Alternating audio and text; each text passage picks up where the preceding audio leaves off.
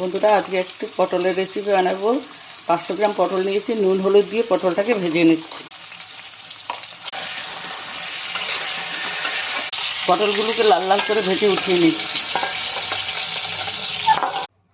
3টে সিদ্ধ আলু ভেজে নিচ্ছি। আলুটাকেও ভেজে উঠিয়ে নিয়েছি। আবার একটু তেল দিয়ে ফোড়নে দিচ্ছি কালো জিরে। কালো জিরের মধ্যে একটা পেঁয়াজ দিয়ে ভেজে নিচ্ছি।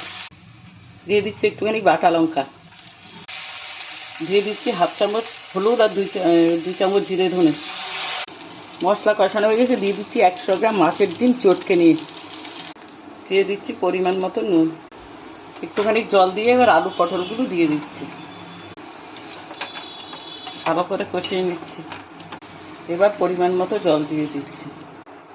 5 মিনিটের জন্য ঢেকে রাখছি। মাছের ডিম দিয়ে আলু পটলের তরকারিটা হয়ে গেছে।